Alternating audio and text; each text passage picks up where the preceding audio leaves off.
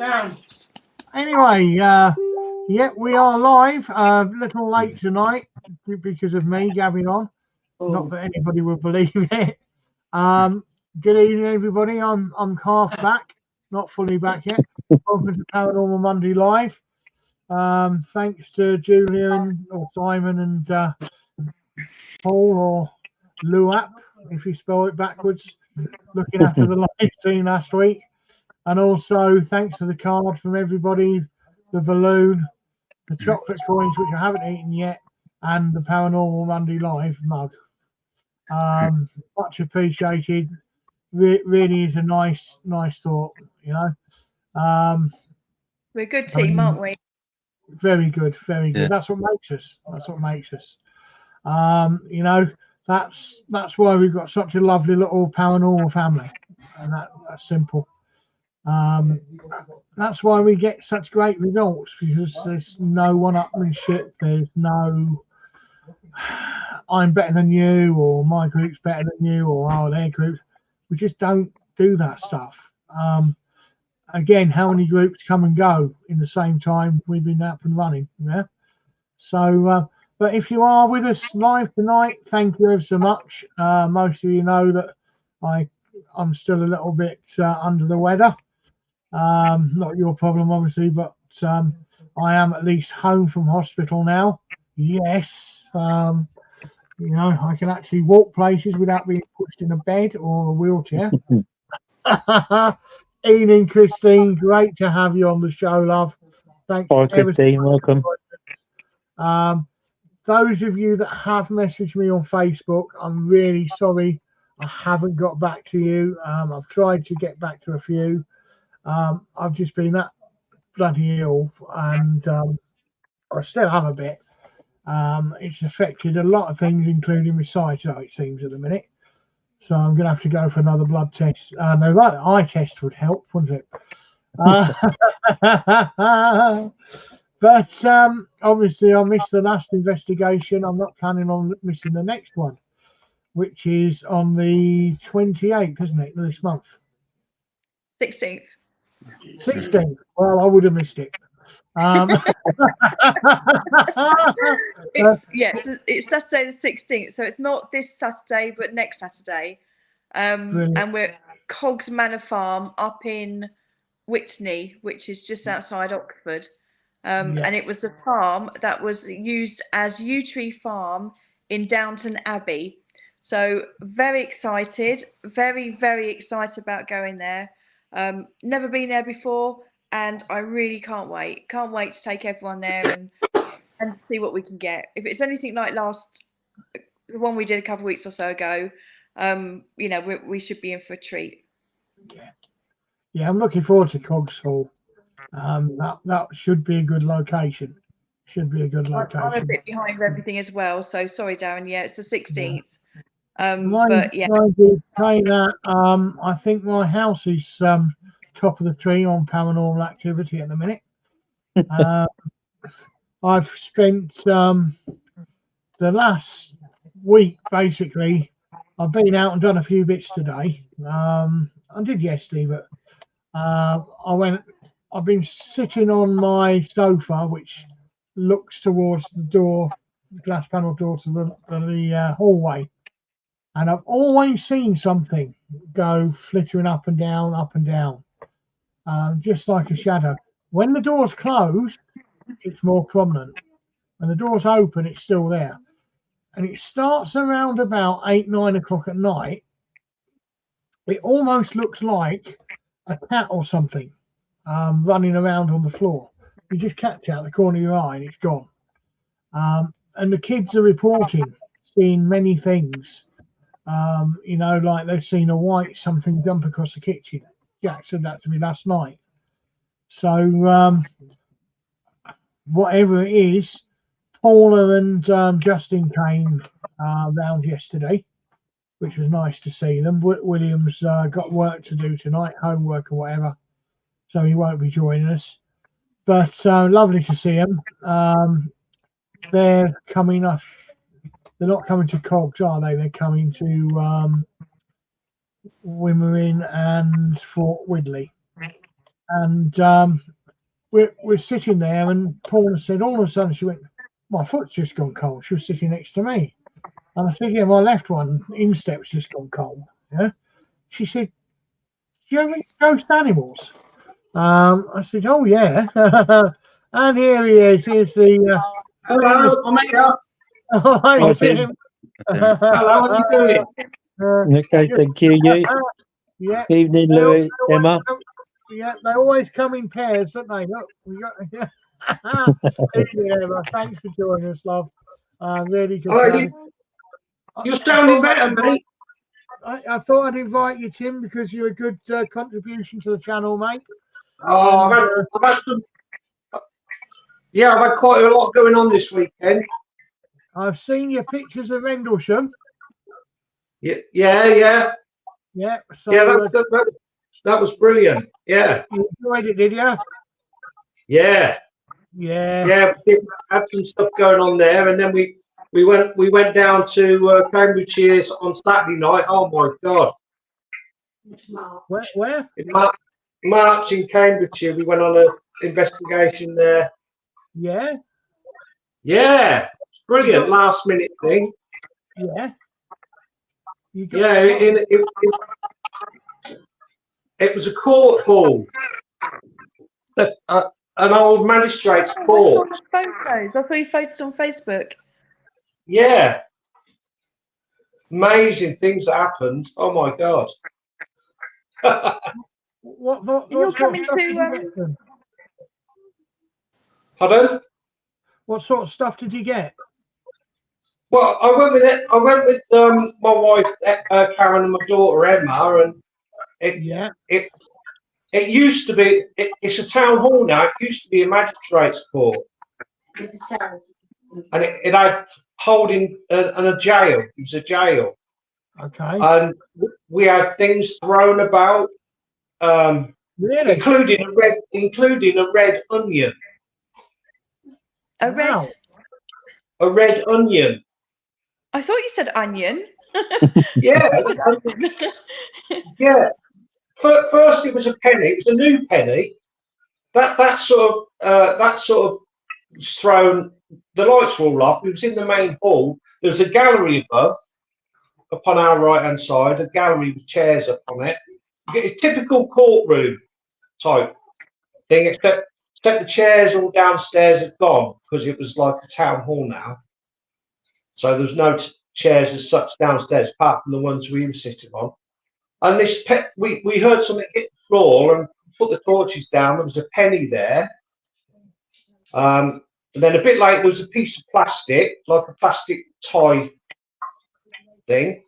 And then my daughter, who was sitting to my left, asked if something else could be thrown.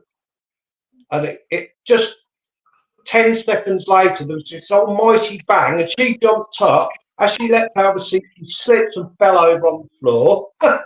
And we put the torches on, and this red onion was rolling across the floor. Wow. Was the onion was the onion placed somewhere by you lot, or No. We don't know where it comes from. Sorry, Karen's shouting out. No, we don't know. Where'd you get an onion? There was Tim, the only thing we thought it could be. We thought it could be maybe back in the days when people went to court, they used to throw things like that, didn't they? Yeah, well, like rotten fruit and everything like that, didn't they? Yeah. What year was on the penny? Did you see? It was a new penny. No, I didn't look. It's a new penny.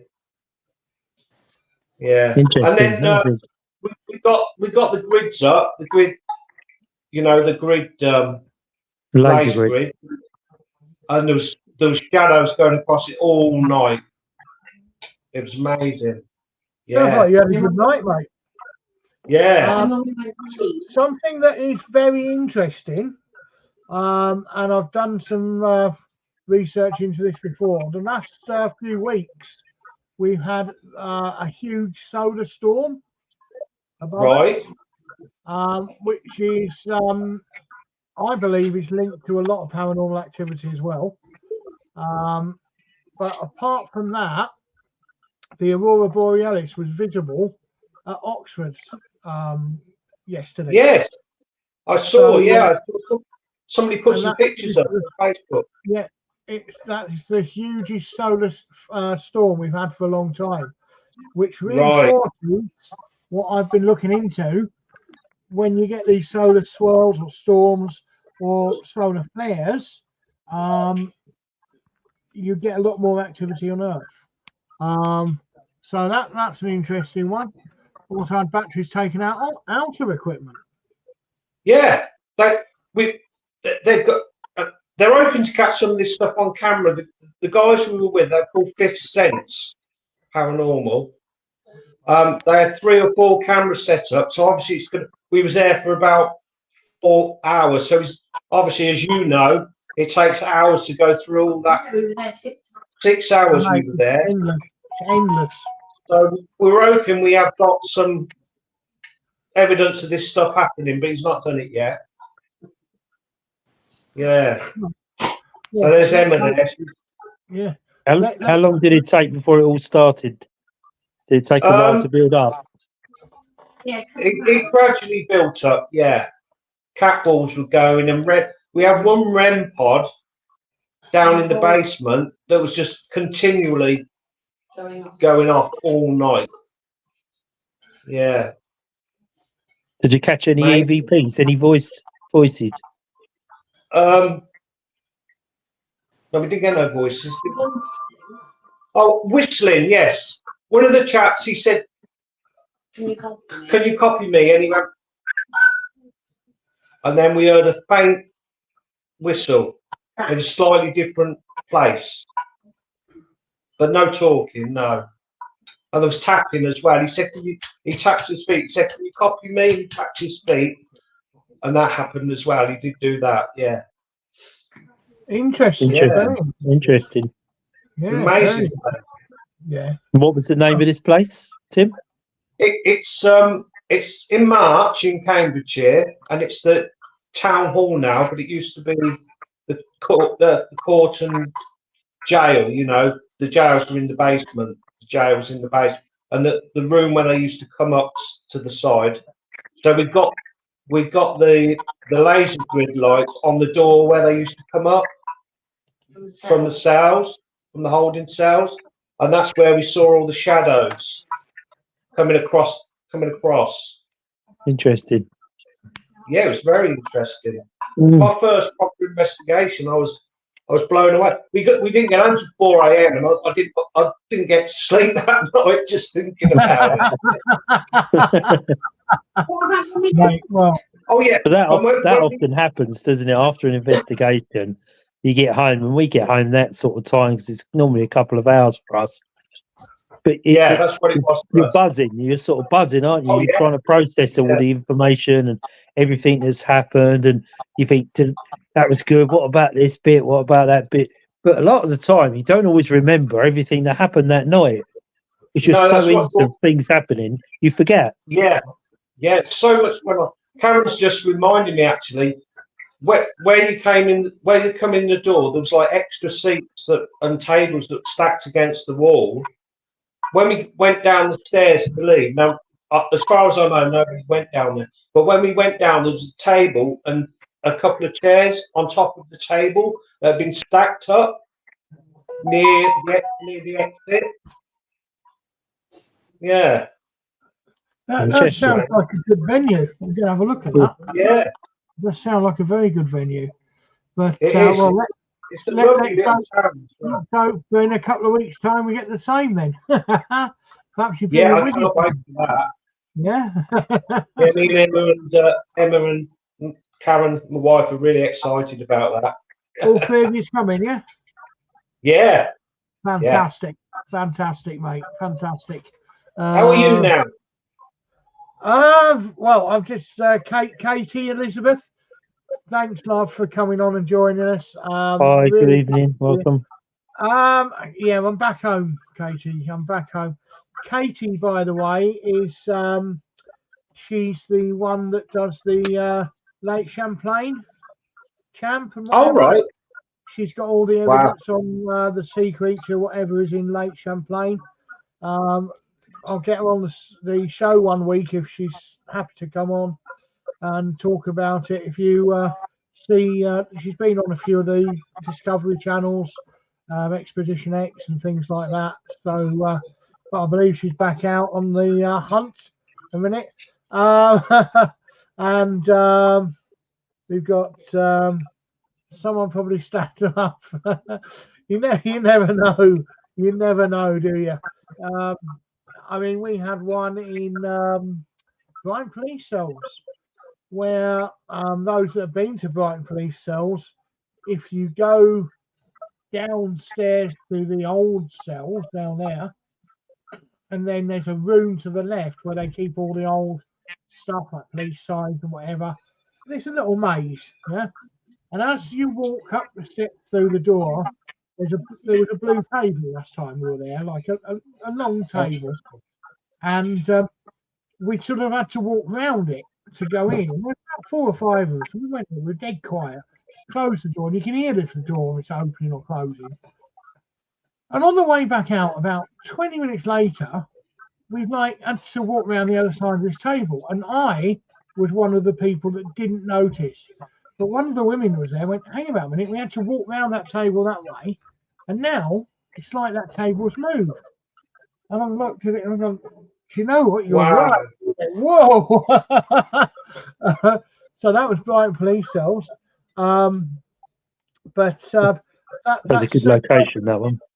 So Katie's come on and do a little talk for us one week on the Lake Champlain, whatever they've got with sonar, and explain. I mean, she's far more qualified than we are to do things like that.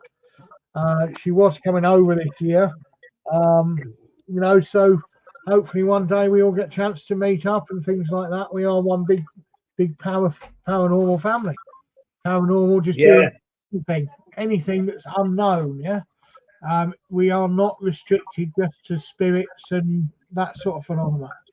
We've got the Bigfoot conference coming up, July. So I think a few of us, I think most of us are going to that. That should be a good event. Daniel's got his own on tonight, so he's not joining us. I did send him the link. You never know, he may get on in a bit. I didn't make the meeting last night. I just felt too worn out. I think. Do you know what? When you're lying in a hospital, you get so tired. I don't know why. You just lay there and you. I mean, the first night I went in, I'm not ashamed to say. I mean, it was a shock because I came straight out from the gastroenterology and they've wheeled me through, and I was absolutely. I mean, I'm not man on these things. I was absolutely terrified, really terrified. Of course. And, they've wheeled me out, and all I can hear is, he's going to have to be admitted. He's going to have to be admitted. I'm like, because I've got the sedation still in me. And I've gone, what's happening? Oh, we're not going to explain to you because you won't understand us. And I'm like, well, evening, Luke. Good to see you. I think if you want to come on, mate, that's not a problem. Anyway, I'm like, is anybody with you? I says, yeah, well, Angela's in the waiting room. I will get her through, yeah? Would you like her to come through? Yeah. Anyway, she's come through and they've gone, we're going to have to admit him because we've got that. Then the next thing I know, I'm being pushed up these corridors or whatever, through these doors, and they left me, and I'm like, okay. I'm not ashamed to admit, the first night when I was in there, I cried, and I did. I'm like, I thought I was going home for the first start, yeah. Second thing, I'm all on my own now in this alien environment that I'm absolutely terrified of. And Okay, look, I'll send you. I'll just send Luke the invite. Well, you told me that you were going to come ghost hunting. You said nothing's going to stop me. I'll be there. I'll be there. And I said, well, you know, if you're being sedated, and you're like, no, I'll be there. I'm coming. Oh, when you said you weren't coming, I was like, oh, do you know, please. I was pleased in a way because I know you've been suffering for a little while now. So, you know, I thought, well, at least they can try and find out what's wrong. Yeah, if only. Yeah, if only. But you know, but you won't be investigating me quite yet, right? So We don't want to. We don't want to. But no, hey, I'm home. I've just been prescribed another antibiotic today for my chest, for my lungs, and I'm back on the 13th. It's the 13th, isn't it? 16th. 16th. Yeah, okay. I'd have been early. You'd have been early this time. Yeah. Those that don't know me, I have got the body of an elephant and the brain of a goldfish, and and I can't remember a dog or all. I think Mark Ricketts is watching us and live. Hi, Mark. Hi, He'll Mark. 100% agree with me on that. I believe I've never been the best known for memory. So, but no, I'm looking forward to Cogs Manor. I'm also looking forward to next time we can get out and do something like Waverley or even nip up to. Hi, it's Luke. Evening, hi, guys. Hi, Luke. Yeah, Mark's on. Good to Hi, see you. Mark. Good to see you. Welcome. Thanks for supporting the channel, as of everybody. It really is appreciated. We all mean that. How's you, Luke? All right? Yeah, not bad. Not bad. Yeah. Dosed up to the eyeballs and in a lot of pain, but yeah, not bad. Oh, well, you're not alone, mate. You're not alone. No just. We've been to QA. And survived. Hey, you know, it's a hard job. One thing that I did count, I mean, the young doctor, female doctor that was assigned me, poor bugger, she was like supposed to do a 12-hour shift, and she was there like 16 hours. You know, she's early 30s. She's obviously got a life of her own at that age. Dedicated, just dedicated. Same with all the Just from nurses. you chatting? Huh? Is that just from you chatting? Yeah, that was it, Luke. Yeah. Right. Anyway, see you later, Luke. Nice to see you. Thanks for popping in. Mute. And anyway, and I was noticing all the nurses were on a 12-hour shift pattern. I'm like, well, they're 5 days a week. How do they deal with? And I did make a big sort of like thank you, big effort saying thank you, and I really do appreciate it and things like that. Because people were just like shouting at them, screaming, and I'm like, Terrible. yeah. I mean, these are people that have devoted their life, 60 hours a week of it, to helping you get better. And I'm like, why would you scream at somebody like that? Yeah. I noticed exactly the same, mate, when I was upstairs. Yeah. 100%. Did you have a view from your window? I did. I looked over Portsmouth Harbour and the Spinnaker Tower, so I was quite lucky. I had the new building that was going up. When I first got there, when I first got there on the Saturday afternoon, and I thought, I looked out the window, saw all this scaffolding, and new building work going on. I thought I was in Spain.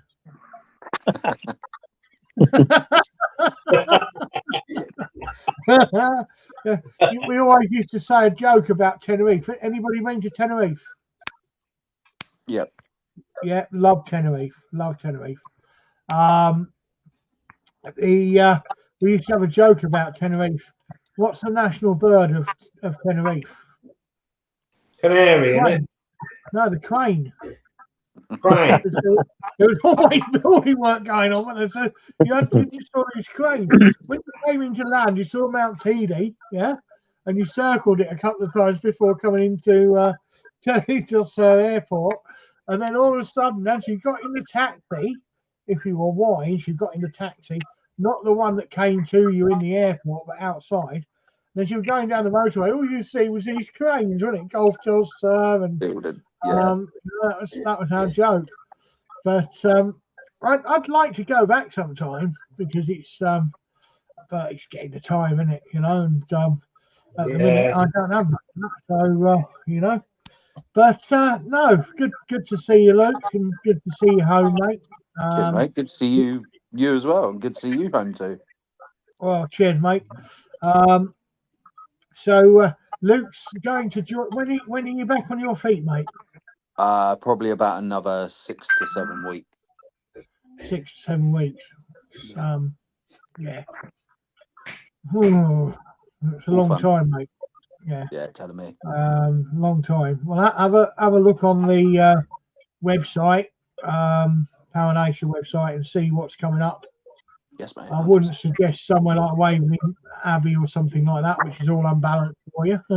Damn, why not? I thought you could carry me down, Darren. When is it we're doing Fort Widley Junior?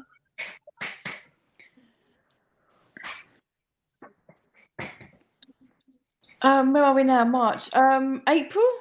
Is it next month, isn't it? 13th of April? Yeah, that's probably a bit too early for Luke. See how you feel, Luke. See how you feel. Yeah, definitely. 100%. Because with Widley, we haven't been to for a couple of years. Yep. Very much looking forward to that one. And May, we're is it like the 18th of May? We're in Wimrin Manor. Haven't been there for a couple of years either, so very much looking forward to that. I think I've only got like a couple of spaces left. That's just about sold out. 1st of June, we're at the Ancient Ram, totally sold out on that one as well. July, what am I doing in July? I don't know. A holiday. Wimrin Manor is just so steeped in hauntings, steeped in it. I mean, even when Most Haunted went to Wimrin Manor many years ago, they didn't have to fake much.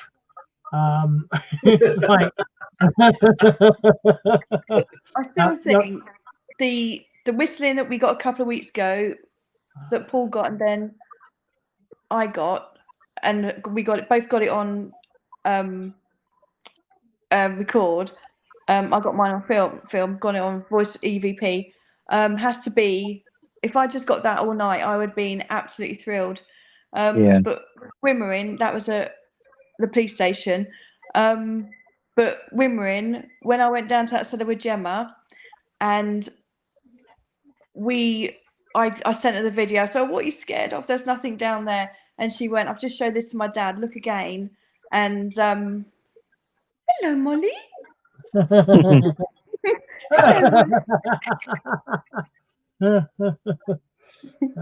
Yeah, I mean, you wouldn't go down there alone, would you?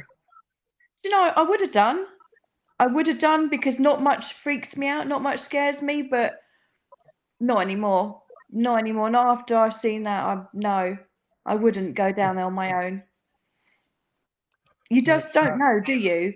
And, you know, the fact that I caught it on film, and it might be the only time we ever caught it on film, but it's there, isn't it? There's something there. There's something in that cellar. There's something in that cellar. And I still firmly believe that the tunnels go across the church. Still firmly believe it. You know, that's thanks, Gemma. I am feeling a little bit better, love. Thank you. Hopefully I'm going upwards now instead of downwards, which I've been doing the last few months. But no, Wimrin Manor is Gemma's coming to Wimrin Manor, is she? She is, yes. That's good. What we're going to do is we're going to send you and Gemma back down to the cellar, right? And we're going to We give did you go 30 back. minutes in there, and we're going to lock the door. And we did go back. This was about 3 years ago. We went back a couple of years ago, and I said, Gemma, come on, let's go and do it. Let's go and relive it. Let's go and do it again. She said, no way, no way. And Gemma. but no, I'm not going down there. So I managed to bribe Ian and Stephen to come down there with me, and I don't know. We just couldn't stay down there. I think once you've seen it, you've seen it. You can't. You know what? I've never been, so I'll quite happily go down there. Don't know what's down there, but well, that was our attitude, Luke. I mean, it's still my attitude. But Julia's got the same attitude as me. But something really did do it in for her down that cellar, and I can appreciate that because I have had instances where I've seen something in a location and I've gone, nah, don't want to go back there, thank you. So I know what you're saying, mate, but you know, I mean, I think the thing was, doing it when I've been to the Red Line in Southampton, down in the cellar, there were 6 of us down there. We saw someone run between us. Now that was fine. I can cope with that. There was definitely something there. Probably wouldn't go in that cell on my own either. But it was what was leading up to it, where we were in the front sitting room, and there was just 3 of us on the glass, and the glass was dancing. You know, it's this lady. She liked to dance and everything. And she said, from what we could grasp from the glass, was that there was a man in the cellar and he killed her. And I think he hid her body in the cellar or something. And I said to her, if we go down there now, will we see him? And she went, yes. So I said to Gemma, come on, let's go and find him. And she went, oh, I don't know. I said, come on, let's go and find him. I said, he's not down there, is he? He's not down there. Went down there. Gemma was behind me. We literally got to the bottom of the steps. I was panning my phone, and Gemma goes, I can't stay down here. She goes, something down here. I don't like it. And I was like, stay. She went, no. I said, well, I'm not staying on my own. So we went back up. Next day, I sent a video. I said, look, don't know what you're scared of. Nothing down there. And she said, just look again. She goes, look again. And I think, you know, since then it's really freaked me out. Really freaked me out down there. But when I went down with Ian and Stephen, like a few months later, I don't know, you just couldn't settle down there really. And I've been down there loads of times in the past. Well, I've got one place which I think I feel the same about. A few years ago, 6 years ago now, one of the team, a mature guy, he was a nurse for end of life, basically. And the company he was working for at the time had it was still window watertight, basically, but it was going to be refurbished or demolished. They didn't know what they were going to do with it. I'm not going to name any locations or anything like that because it was another one of these high confidence, strict confidence things. The reason being, it was an ex-Barnardo's care home, and it was one of the main ones caught up in the not so caring side of Barnardo's. And anyway, we went in blind. He knew what had gone on in there and so forth, but we went in blind. Anyway, we went in the first night, and we got a bit of activity. Somebody got pushed, and there was only like 5-6 of us allowed at the time. No electricity, no running water, obviously, that sort of thing. Floorboards were pretty solid. A few dead animals in there and stuff. Anyway, like crows and stuff had got down the chimney and not managed to get out. Anyway, it was split. You came up the stairs, they wouldn't let us in the downstairs part, and that's where we really wanted to go. But they let us upstairs, and they just gave us the keys for the night, basically, and we spent hours there. And you turned left, and you had a couple of bedrooms coming off, maybe 3 bedrooms. Then you had one main room and a bedroom with an ensuite behind it, up to the left. But you turned right, and you had bedroom, bedroom, bedroom, bedroom, and then you came into what would have been the day room, with the office and where they would have hung out in the day, I suppose. Anyway, I picked up on a vicar living in this care. Oh, it's quite odd, yeah. And I picked up the area where there would have been a piano. I said there was a piano there, and blah blah blah. Anyway, when we came out, the next time we met up about a week later, this guy turned around. He said, "Do you know what, Dan?" He says, "He's a skeptic. He's seen so many things, but he's the biggest skeptic, which was a good attribute for the team." And he turned around and he said, "Do you know what?" He said, "Do you know anything about this place?" I said, "Well, only what you told me. It was, ex-Bernardo care, very careful and strict." He said, no, the room layouts and what they would have been for and where things would have been placed. I said, well, no. He said, well, one thing you got spot on was the placement of the piano. He said it was absolutely unbelievable for me. That blew me away. He said, because when I first started working for the company, there was still a piano in that position. And I went, wow, that's got me. He says, yeah. He says, yeah. He second thing, he says, what about the vicar? I says, what about him? I says, he says, well, there was a vicar living there with his wife, or whatever. And I thought, really? Yeah. And I said, yeah, I said, not a very nice one either. And he came back to me, and I picked up on him, and he says, well, look, we've got to go back. I said, yeah, I agree with you. So we went back, and I just started riding. I rode up there. It's around about an hour and 15 minutes ride. Anyway, we all met up outside in the grounds, big old extensive grounds. There's no houses near it. There's no patients there. It's just offices now next door to this house. The grounds are extensive. You wouldn't hear somebody scream from another house in the vicinity. They're that big. Anyway, we're in this house, and I'm to the right hand side in the day room, and he's come up to me and says, why don't you try and get some more from this? And I went, well, I feel it's going to be bad, and I don't like negative stuff. And he said, well, you got the piano right, you got the vicar right. Went, right, okay. And I'm like, these girls would have been taken from their room to play the piano, and just then we heard the piano play. Dun, dun, dun, dun, dun, dun, dun. Wow. Yep. And there's like 4 of us here, and there's like two people over here in this day room, and we've all stopped and looked at each other in the 4 group. I'm in the 4, and the 2 group over there. Look, and then we've looked at each other, and then we started coming closer. What was that?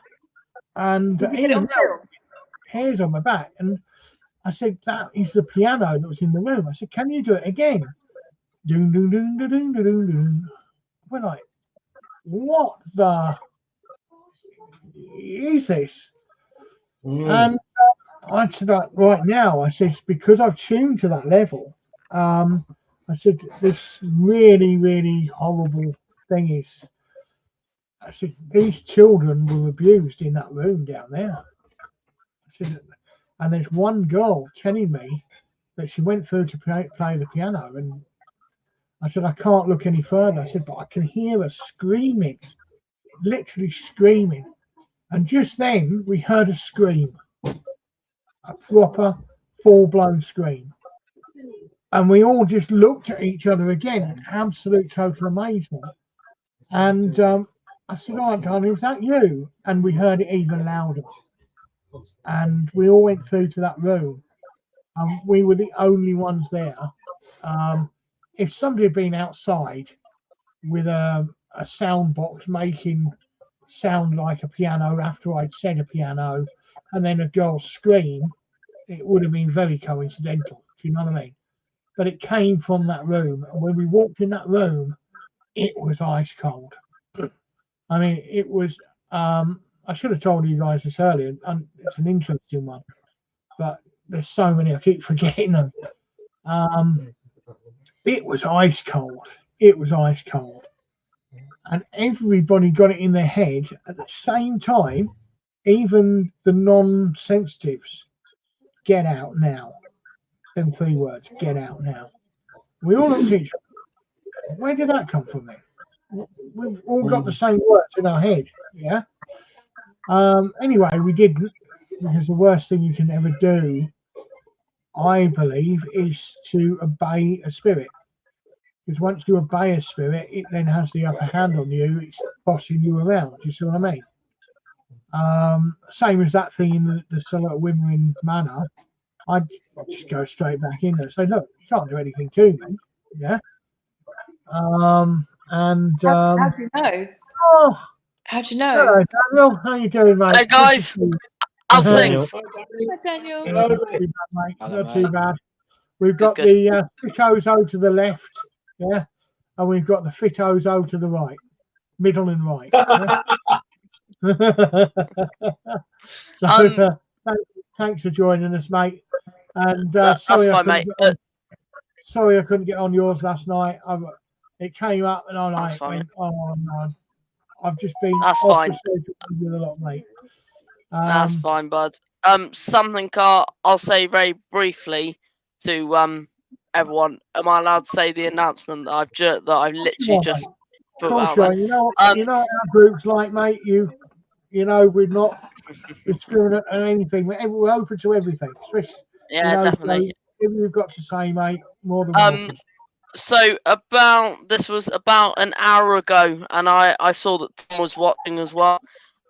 We have announced that 3 of the Finding Bigfoot and Expedition Bigfoot team coming over to the UK on April 28th of this year, coming to do a conference. So we're talking Ronnie LeBlanc, Rene Holland, and Ryan Golembeski. So that's just to put out there, and tickets will be on sale later this week. Fantastic. Nice, mate. Well Fantastic, done. mate. Yeah, Yeah, I was where's that watching. gonna be? Yeah, where's it going to be? It's been at the Purple Spoons Cafe. It's on a Sunday. We are charging to get in. We're doing an early bird kind of let's say pre-sale, which we can do £20 for an adult and £10 for a child. After a few days or so, it's going to be up to £30 for an adult. Sound, mate. Sound. Amazing. Yeah. No. So anybody that's interested in that, Daniel can leave a link in the bottom to his group where you can purchase the tickets. Yeah. Sure to be a good event. Easy access. Easy to get to. Easy to get home from wherever you live in the country. Bridgewater just below Bristol, Weston-super-Mare, that sort of area. Yeah. So if you're interested in that, don't drive through Shepton Mallet during the carnival, because like I found something else I'll say is Paul Howard. We had an announcement on Sunday, didn't we, mate? Or yesterday? We did. We did. Yes, very much so. Looking forward to it. It has been announced that Paul Howard is going to be a guest at the Cryptid Conference UK, and Darren is going to be one of our hosts for the event. I'm going to practice my jokes to make sure they're a little bit better than Darren's. all you got to do, Paul, is bring a Miller. I can see it now. Look, I can see exactly what you mean. Do you know what all the girls say to good-looking blokes? I don't know. No, I didn't think so. Anyway. No. That's fine. Keep out of trouble. Yeah, but no, that's house. We stayed on quite a while after that. We didn't get any more screams. We didn't get any more piano, but we got a hell of a lot more bad feelings and so forth. I think we did it in a total of about three occasions, but that was the most freaky night. And I think because I felt what was there before the piano and the screams, that did make me wary of that room because I knew what had happened in there. You know what I mean? But I think that also was the inspiration I sort of gave up doing these dark places. Why is my phone suddenly going boom, boom, boom, boom, boom, boom, boom, boom? Is that yours, is it? Yeah, it's just gone mental. It's gone nuts. Yeah, but it's that joke I just said. You see, everybody's commenting, going, "Hey, well done, you beat Paul Howard." That's not hard, is it? I had a good joke come in. I had a good joke come in today, Darren. Well, I don't know. It said coffin, second hand, very good condition apart from the scratches on the inside lid. That's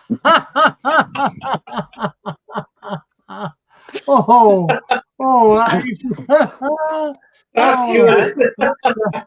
Up where I live, there's talking about scratches on the inside of a coffin. Up where I live, there's a graveyard, and it's like an old church ruins. And there was a lady buried, and apparently she was buried alive. And rumor has it that when you walk past, you can hear her scratching, trying to get out of the coffin. And apparently they did like exhume her body, and they found all these scratches on the inside of the coffin. Ooh. Wow. That's quite scary, isn't it? Yeah. Well, do you know, in just northwest Yorkshire, I'm trying to think of the name of the museum now. When 2020, I took the boys up to stay at Kirby Lonsdale, and I took them to this museum. It's a family-run museum. It's got old tractors and everything there. It's brilliant. It tells you all about the local history and stuff. And it mentions up the road in the graveyard, the locals buried what they believed to be a vampire. They believed that this woman was a vampire, and at the time there was all cattle dying of loss of blood and things like that. And apparently she admitted it.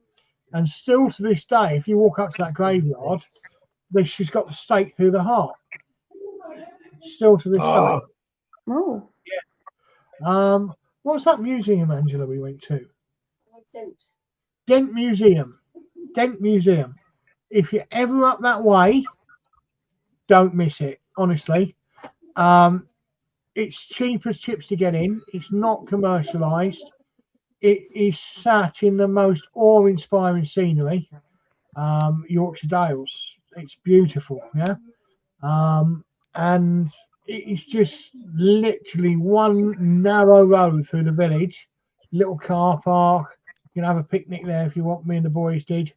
And then you've got Dent Museum, which is absolutely just a little walk down the road. Absolutely fantastic little museum. Dent, remember that one. It's amazing these little things you actually find as you're going along. Yeah. Evening, Paula. Good to see you. Thanks for joining us, love. Thank you. Bye, Paula. Good to see you. Paula and Justin were around to see us yesterday. Much appreciated. And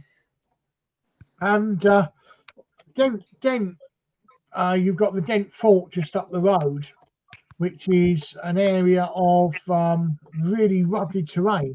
It's only literally half a mile, but it's where there was a fort, the Dent Fort, where obviously the Atlantic plates and whatever the earth hit hot and cold.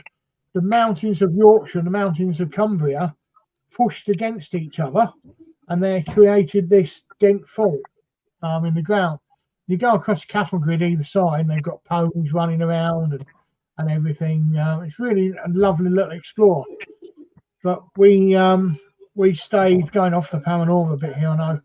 We stayed up the road because I wanted to show Angela Aysgarth Falls, which is, I don't know if anybody's been up that way and knows Aysgarth Falls. No. Guys, you've got to do it. You really have. It's a set of 3 sets of waterfalls. Robin Hood, Prince of Thieves was set there when they were in the river, and Little John got pushed off and whatever. That was up the top of Aysgarth Falls. And we stayed in a little cottage, a log cabin, the Jonas Centre, which is just around the corner, and it's a Christian aid group. And what they do is during the summertime, they rent out the lodges to hard up families, underprivileged families, or children, autistic, disabled children that otherwise wouldn't have a holiday. And they do it for free of charge and things like that. So what they do is they rent the lodges out of season to other people like us and so forth. And 2022, it was 65 quid a night, and that would have slept up to 6 people. Gosh. Yeah. You see, Do you know why vampires, like when they suspect a vampire, they put a stake through the heart? no. It's not to kill it, it's to keep it from rising up. All right. Okay. Yeah. Did you hear that? No. Yeah.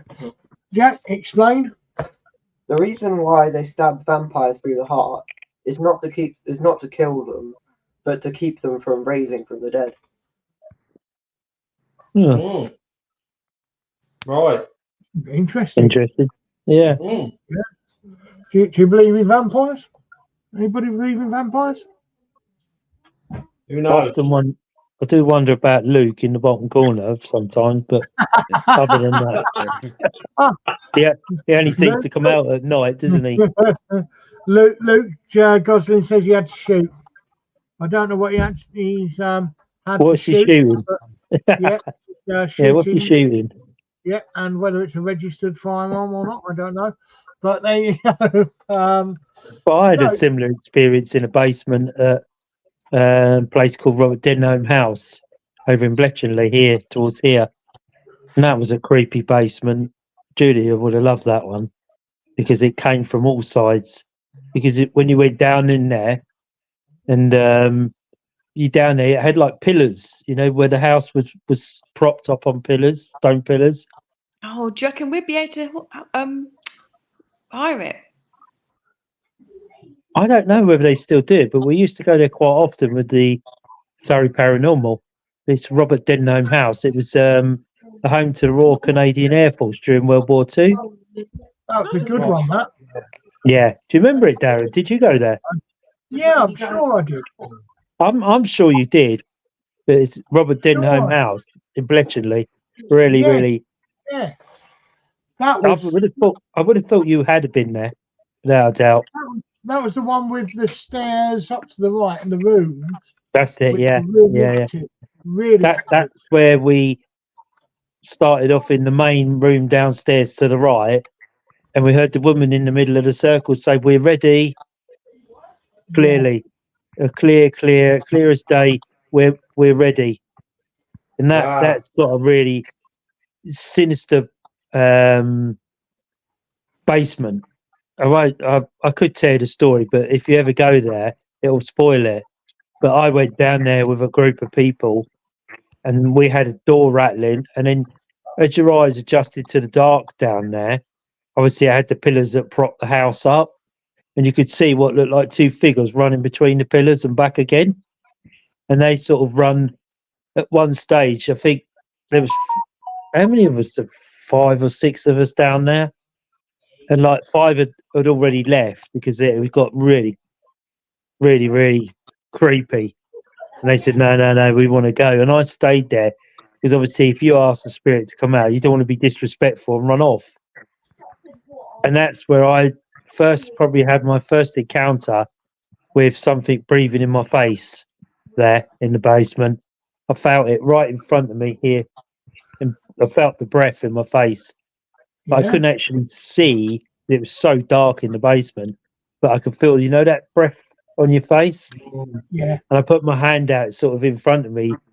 I knew there was nothing there, but I could feel it right in my face. It was. I think that was my first experience really in a basement. And the second time I went down there, with Barry Guy and a cameraman down into the basement.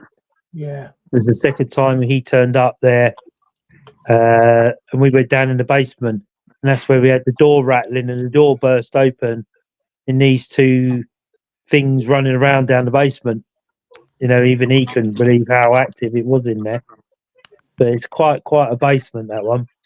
But I'm sure you've been there, Darren. I'm sure I remember you being there. Sure, I've been there. Sure, I've been there. In Bletchley, Robert Denholm House. But it's so it was home to the Royal Canadian Air Force during World War II. Yeah. So no, there's a few bits out that way, Bletchley and Godstone and all of them sort of areas that are quite well known haunted locations. But yeah, we've been to a few of them and had a quick look. But it's difficult to get into them at the moment, you know. Yeah, I know, mate. Yeah, and plus the fact the prices are through the roof. Yeah. Anything that's got a haunted or suspected haunted name round it is fortunes in it now. Things I've been to places where they've been supposedly haunted, and they've charged a good fee. And you get there, and I can tell, like you can, Paul, when you walk into a place, you go, yeah. But my philosophy is if I go to you're not at school now, mate. You can speak. You're free. Yeah, mate. I've got an emergency meeting with some researchers. I am gonna have to go. If I can come back on, mate, I will. Is that all right? All right, mate. All right. Good to see you, mate. I will. See you later, Daniel. Take care. Bye. Bye. All right, mate. But my philosophy of that is if you go into a house, you want the house or the location to prove to you it's haunted. You don't need to prove it's haunted, do you? No. You know, anybody could say, "Oh, your house is haunted," but it might not be. But I always look at the philosophy, you know, to the house or any spirit that's in there. You prove to me that you're haunted. I don't need to prove to you. And that's what starts you off as a bit of a skeptic, doesn't it? When you, like you say, when we first go in there, you know, you look at me and I look at you and go, oh, you know, we both know when it's good or it's going to be a good night or it's a bit passive, you know? Absolutely. I mean, the amount of times I've been somewhere and I thought, how am I going to help people explore this tonight? And then you go into another area of the building, and all of a sudden you think, oh wow, this is good. And then you go into somewhere and you instantly know that stuff's going to happen. You know, there's no holding back. I tell you what, it's a bit like that. Do you remember the museum in Aldershot, Darren? Yes. Where you had the 3 different buildings, but one was a bit not too bad, and then when you moved the others, it already started to happen, didn't it? But that one was very low keyed, wasn't it? Yeah. Right at the very beginning. Well, that was the one where when Joe gave the free time, and there was a hang around a second. There was an hour's free time, 12 till 1. Yeah. And there was 2 couples that were brand new to it, and they'd gone off with the board, and they're on the floor, and they said, "Oh, can you help us with this?" And I got, and I knew it was dark straight away, but she thought it was her father coming through, and I asked it a few questions, and I closed it down, and it was, I realised years before that untrained on the board is very, very dangerous. But you know, events like that, people should really, any place with the board, I mean, going back to another one of my experiences on boards, when I lived in a place called Banff, there's Banff in Scotland. It's far northeast top of Scotland, an hour from Aberdeen. And Banff is actually quite a nice place. You've got Macduff and you've got the burn that comes out which separates Macduff over here and Banff. And I would have been about 22 years of age at this time, 21, 22, and I was semi-sofa surfing, I suppose. And I was staying at this house with a family, and they had two boys. Davey was one of them, and Davey says to me one night, "Shall we go through the woods?" And I said, "Yeah." "Oh, we'll go camping." "Yeah, even better." So we've just got a tent, an aqua burner, a kettle, a couple of cans out of the cupboard, and headed off. No sleeping bags, bugger all, with the dog. So we've wandered down there so far. We've gone past the church, and he went, "Oh yeah, my dad will be able to tell you about that, but that's well haunted." Yeah. We've gone into a clearing. We pitched the tent. Had some weird noises that night. I'm telling you, there are wolves up there. I promise you. Yeah. Anyway, next morning, there was an owl sat on the tent during the night and everything. It was amazing. But next morning, woken up 6 o'clock, had something to eat, gone back. Anyway, Jack, yeah. So we've gone down there, and he's told me these stories like it's really haunted and stuff. And supposedly there was a tomb outside, which is now gone. And Richard the Bruce was supposed to have been buried there with treasure. And they kept trying to break into this tomb. So they've eventually moved his grave again. They reckon they moved Richard the Bruce's grave around and around and around and around. Anyway, I was talking to another couple of guys in the pub. They went, "Oh, yeah. We're going to go down there one night and do like some Ouija boards and, smoke some fags and stuff." And I went, "Yeah, well, that's not really my scene. I wouldn't mind trying out like contacting something down there." Anyway, there's about 5, 6 of us gone down there, and this church has got bars on the windows and things like that. And we managed to get in, never break in, very respectful.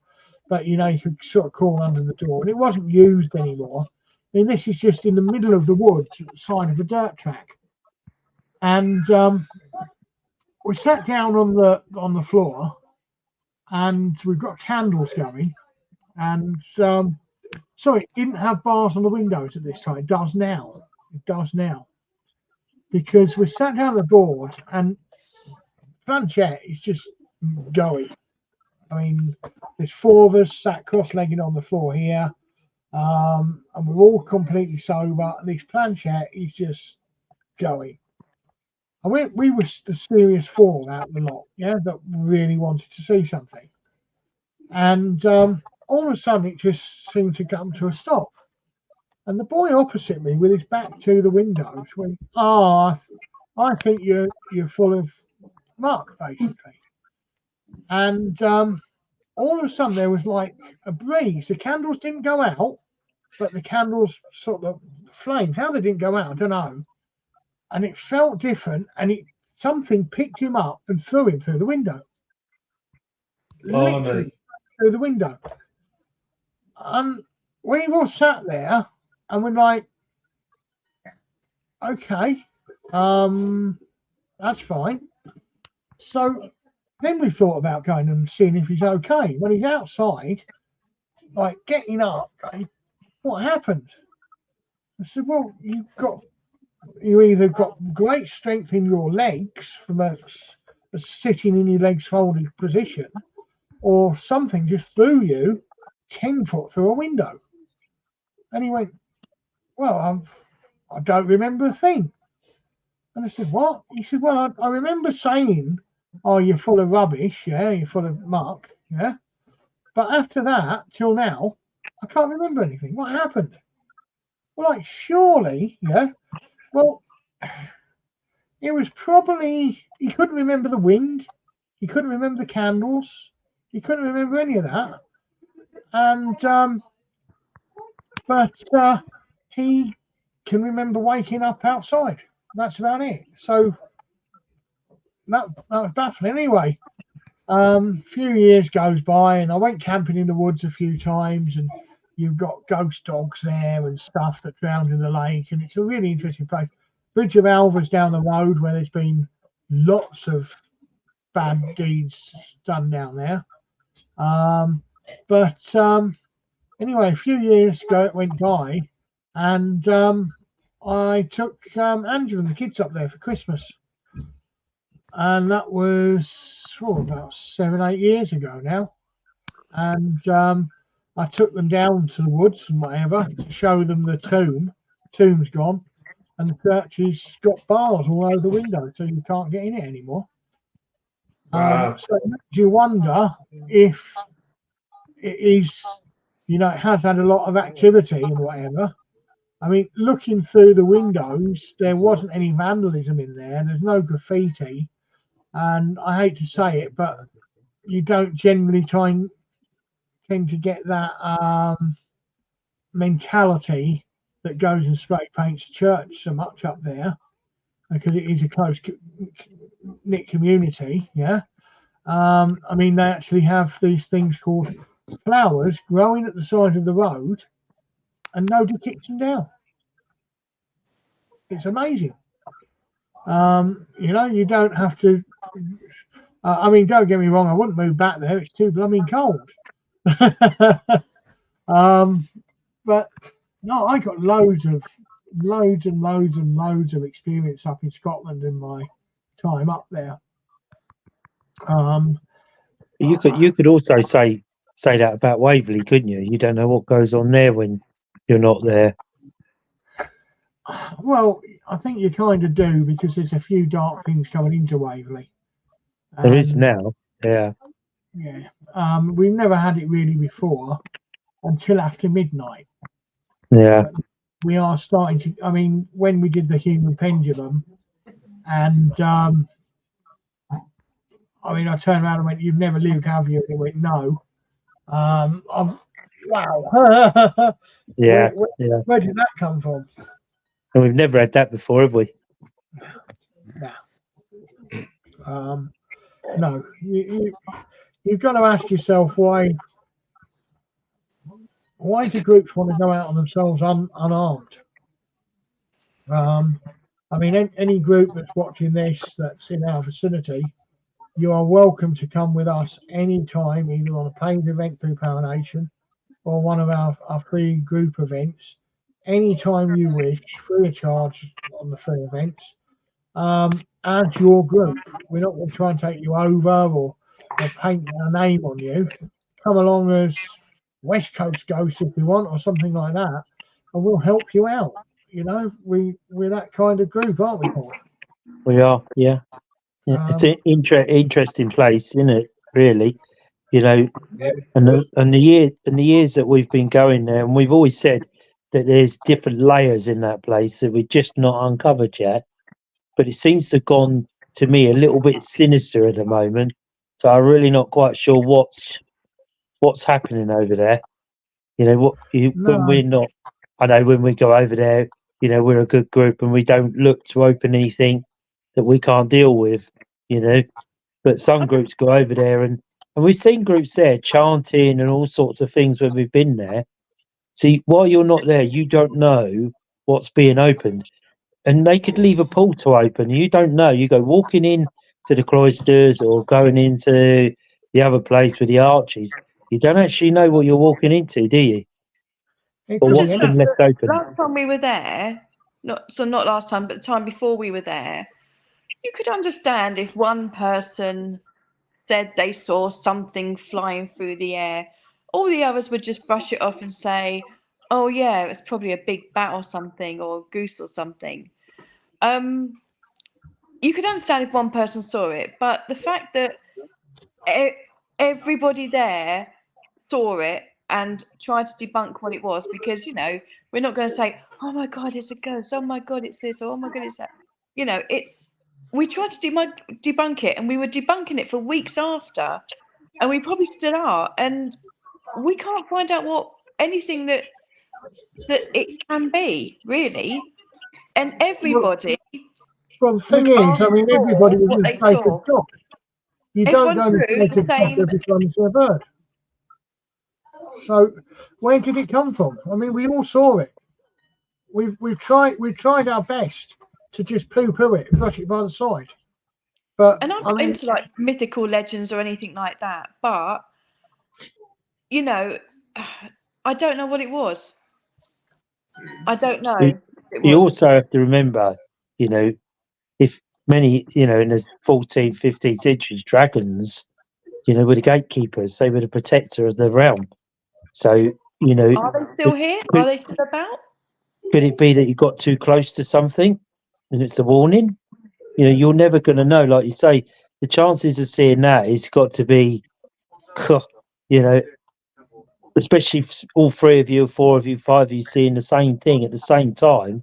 You know, you can't really say one person might have saw a geese or whatever flying, but not 3, 4, 5 different people seeing it all exactly at the same time. Whether somebody's opened something there and the gatekeeper's then there protecting it, I don't know. That's a very difficult one, isn't it, that one? And it was sort of like around, sort of like next to where the aisle was. Is there something buried there? Were we getting too close to something? Is it because we've been there time and time and time again? And every time we go, we're uncovering a little bit more. Are we getting too close? But this is what we were saying. Do you remember we kept saying about the layers? There's so many different layers in that place that every time we go there, we have some sort of different encounter every time. So is it that we're going, are we, for want of a word, I don't know, are we travelling back or are they becoming more aware of our presence there at the time? I don't know. Are we bringing them out? Is that what we're doing? Are we bringing them out so that they're more visible? Or, you know, but as you say, you don't know what anybody's opened or anything can, you know, when we've not been there. But when we go, we don't even really try that hard. No. We see it more as like a social get together, more like a social gathering of, you know, our friends, like-minded people. Do you not think that maybe when we go there, we change? You know, with our don't change as people because we have that laugh and a joke. But do you think maybe the more times that we go, the more connected we are with it? Definitely, hence why we're getting more. We're getting like, we're not even trying, and we're getting things that we like. Look at that voice. I think Darren needs to go through his videos to see if we get the voice. But you know, see if he got that on film. But we heard the voice. You know, it's the geese started becoming very unsettled, and you know, we walked over, and then you know, we all saw it in the moonlight. It looked like maybe like almost like a silvery blacky colour. I don't know. It was weird. That's what makes you wonder whether the more times that we're going, the more connected we are with it, with the land. We're becoming more and more connected. Because, like I say, every time we go there, there's always something different that happens. I mean, you can't say, oh, that happened last time, that happened a year ago, that happened 2 years ago. Because you can't, can you? Because it is different. Yeah, we I've love got photos of that lady or man or whatever. That person in the white dress with the long black hair, and also a fair few years ago, and I'm going back quite a few years ago. My dear friend Derek, when we went there, he photographed what looked like some sort of like misty form in the same area. So who is this woman or man in a big white dress and black hair? Who is it? Who is that person? You know, we just don't know. Sorry. It was like when we were there and the laser lights were going out to command and coming on. Never had that before. No, again, it's a different level again, isn't it, that we've gone to there. And whether they're becoming more trusty of us or we're becoming more and more connected to the land, the atmosphere, the aura, whatever around that place, and we're being maybe more and more trusted, for want of a word, and they're like showing us more and more because they trust us, and we're becoming more connected with the land, and them, and they decide. If you think about it, spirit decides what you see and what you don't see, doesn't it? We don't. We can't decide, yeah, I'm going to see a spirit tonight. Spirit decide what we can and can't see. And is it that because we're becoming more and more part of the fabric, I suppose I want to say, for want of a word, The best for you become part of the fabric, that we're actually seeing more and more. It's like the time, when I touched the wall, Darren, that time, wasn't it? And saw the kitchen. Is it because we're becoming more of the fabric of the area? I don't know. I don't actually know how to explain it, what goes on there, really. You wish you could explain it, don't you? But you can't. Yeah. I think when we started playing that music that Jen suggested, that seemed to really ramp up the energy there. So yeah, maybe try a bit more of that, and I think that we're getting. I think we're on the right lines, because we don't do any chanting, we don't do any like devil worshipping or anything like that. We just go and see what we find. Do you think becoming part of the fabric of is a bit extreme? Is that a right thing to say, or I don't actually know whether we're becoming part of it because we've been there so often, or is that just a power suggestion? Wanting to become part of it. I don't know, but I feel every time we go there, I don't know. It's just such a strange place, but I think, and I've always said that there's so much more there to come. I think we're getting. I think we saw the flying thing, and I think it's probably saying you're getting like closer than what you think you are. We did the ley lines, didn't we? We did the dowsing rods. That's we did the ley lines. So I think we're learning a lot more about it, and we're delving deeper and deeper. And I think they know that we know what we're doing. We know what we're doing. We know where we're going with that. It was like that time they were in the tunnel, and we went back to the kitchen where I was like, seemed to be inside the kitchen when Darren and all that were there, and where they hid the paper in the wall. Is it that they trust you? They can take you there and show you that time, because I know what I saw, and I just know what I saw in that kitchen, and it was like a banquet being readied, but they were hiding something in the wall, and I think Darren picked up on that, didn't you? About something bad happened there. I said to you, I said they want you to put your hand there so you can see what I can. Yeah. And he put his hand exactly where I told him to, and you saw it. I saw it. I don't know, saying, are we becoming part of the fabric of the place? I don't know whether that's too strong a word, really. Spirits are trusting, Yeah, but they know that we're not there to do any harm, or we've not created any damage, and we're good because if you think about it, we stand there, we have some chips, and we're chatting and laughing, and Darren's passing wind as usual, and he's great jokes, and he's great jokes, and but we don't go there like an investigation, do we? We go there like Julius said, like a social gathering, and we have a chat and a laugh, and is it that we give off that aura that they're more and more trusting with us, and they know that we're not there to do anything, or is it we're becoming more sensitive to where we are, all of us? Or do we walk through something going in? You go through the little archway as you're walking across the field. Is it that you enter there and you enter some sort of different realm? I don't know, because it changes, doesn't it? It's just, I don't know. It's difficult to explain, isn't it? But when you're there, you can feel it. You just know you're part of the building, like part of it. I don't know. Sounds strange, doesn't it? I think. Are you quite local to this place? Sorry? Are you quite local then to to Waverley. Yeah. Quite central for. It's not that local, but it's No. sort of like a central type place for. I'm possibly the closest, but we just get so much from it, time and time Yeah. again. Yeah, it sounds like it. Gosh. Every It's time's such a- different. It's such a great place. I mean, it's about an hour and a half for us, but we love it. When we go there, we just absolutely love it.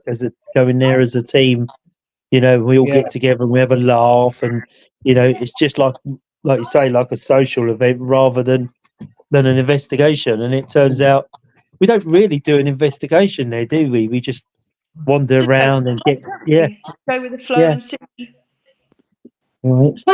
what we get. Hiya. Enzo. How you doing? Hiya. Hold on.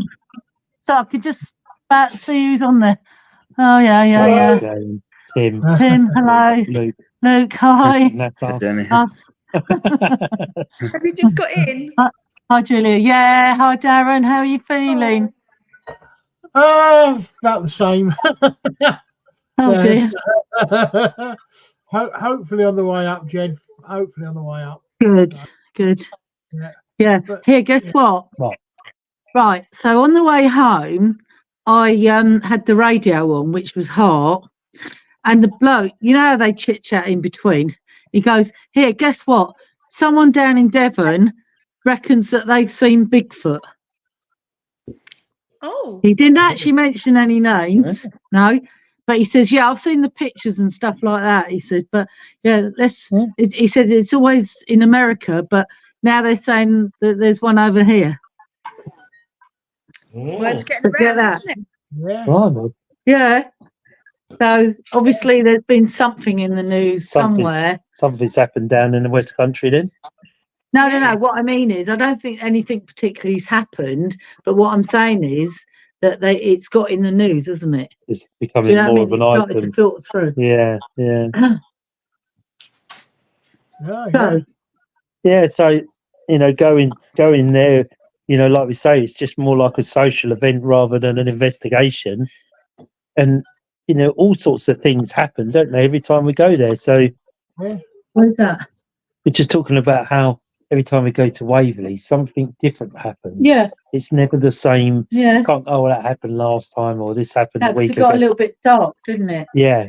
You know what I mean? That's what we were saying, you know, and like Simon was saying, that putting the music on made it ramp up. Yeah, that was really good, Julia.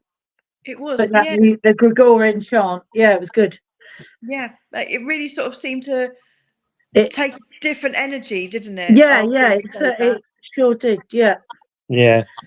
So it's you'll have to come down, Tim, and come with us one. I'd like that. Yeah, I would. Yeah. And I think it'd be nice to get. I mean, Paula and that went, and even with the laser grid, like we were saying earlier, you know, we had the laser grid up, and there was something moving around, and Paula will tell you, and we saw it in the laser, not so much in the dots, but in the beams. You could actually see something moving around the beams rather than the dots, which was very strange. And we had a cat ball going, but I don't know, that place never fails to sort of amaze you really with what goes on there. Yeah, you'd like to leave a camera there for a few weeks, wouldn't you? Just run in and see what does happen there when you're not there. Yeah. Hello, Bobby. You're a good girl, aren't you? Is good girl. Have you heard of Darren? Have you heard of Violet Gibson? I bet you have. Rings a bell. Well, she tried to kill Mussolini. Oh, right, okay. She shot him twice, but he survived. Anyway, she's down in my local cemetery. We went down there today and found a grave, and it's a big cemetery. It's about at least the size of 4 or 5 football pitches. It's not a small place. Yeah. We eventually found the grave, and just because it's so busy, we didn't really do an investigation and such. But I asked the spirit, the spirit talker app, and she was born in 1926 and died in 1956. And after she'd shot him, they deported her back to England, and she was put into a mental hospital for the rest of her life, where she died, a local mental hospital, at the age of 80. And we put the spirit talker on and asked, I didn't mention any names or nothing like that. And she said, and this voice said, I died when I was 80. Go to the left. So a little bit of, you know, it's a bit relevant, but we'll have to go back another time when it's less busy and have another look. Yeah. Yeah, but that's where she is. Yeah, she's got Mussolini twice in the head. Because also in Oxted, there's a famous pirate buried in Oxted. They caught this pirate, and he used to have a pub opposite the church in Oxted, where he used to sell off all these ill-gotten gains, for want of a word. And then came back to his pub that he owned opposite in Oxted, but was caught. And they took him to London and executed him there and buried him in a church in London. And his church had nothing but bad luck. People couldn't get through the door. All sorts of things would have real bad things happening in this church. So what they decided to do was to, get him out the grave and take him back to Oxted. And the church in London went back to normal. But his grave is in Oxted, in the church in Oxted. He's a famous pirate.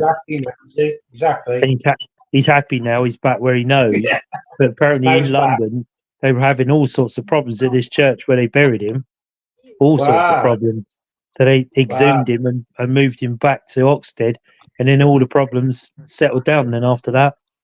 So, and I've seen it. I've been there with Jen and a couple of other people. It's, so it's just the normal grave with a pirate's logo on the headstone type of thing.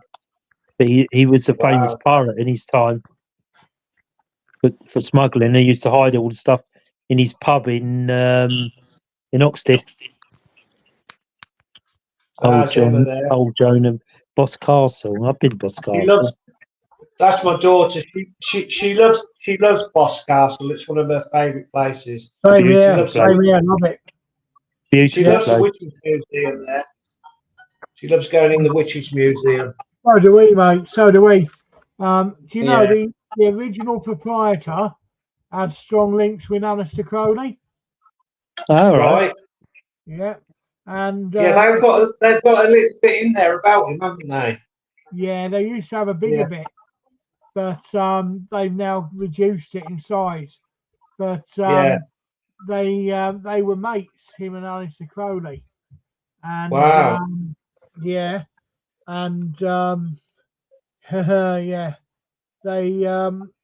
I reckon a couple of them robes in there came from Aleister Crowley.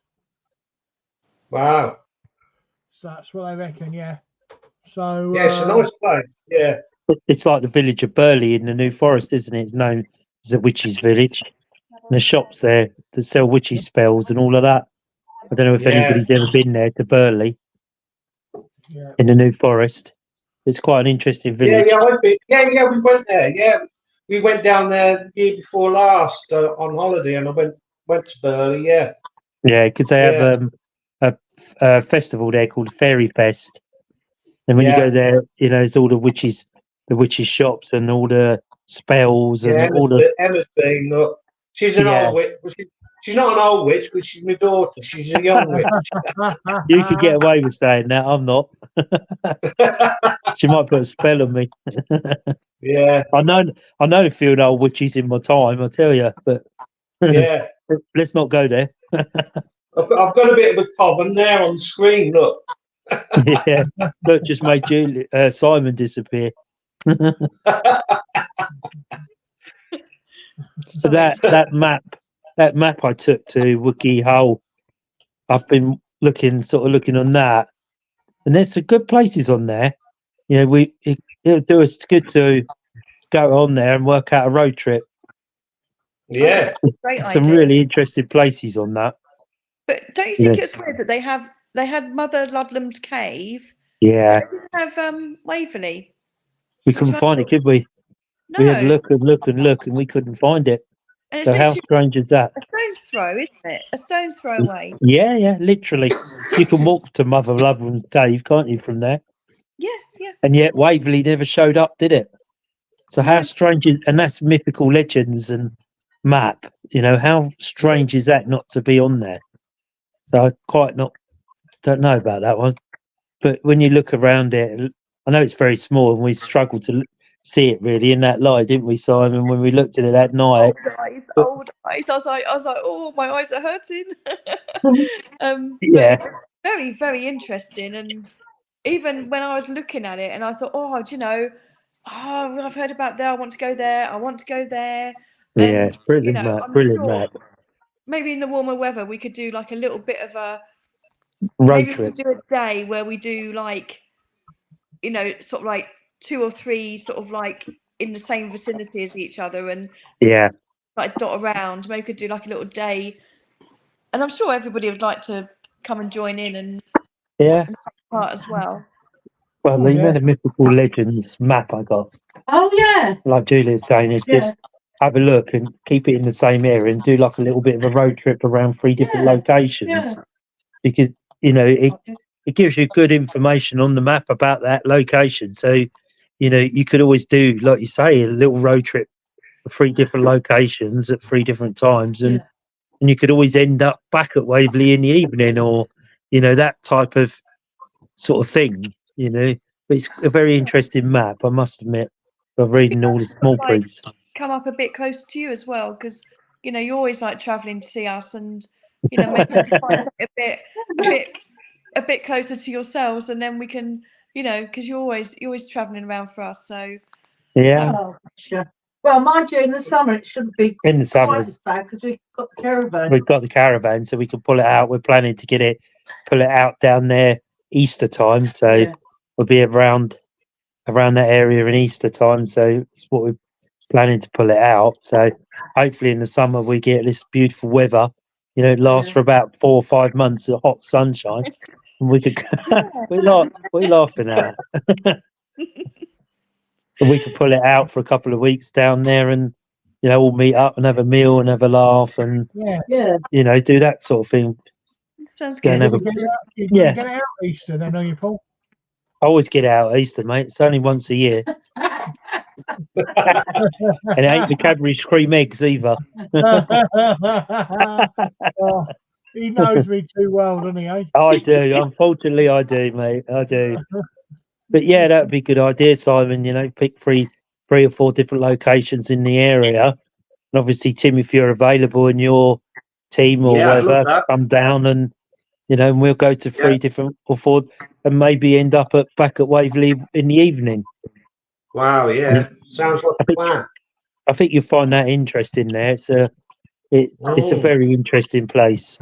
You know, Yeah, it's not difficult to get to either. It's a bit of a walk, but, you know, it's somewhere different, really different.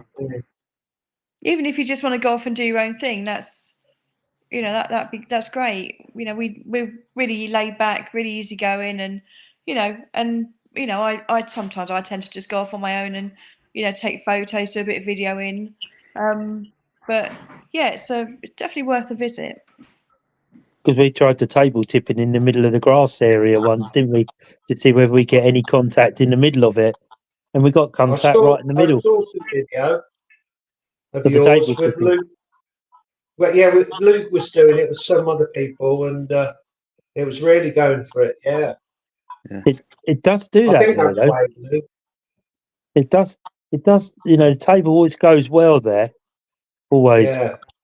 I don't think we've ever come away from there where we can safely say that nothing happened. We're walking back talking about, what about this? Did you see that? Did you see? You know, we always walk back chatting about something that's happened.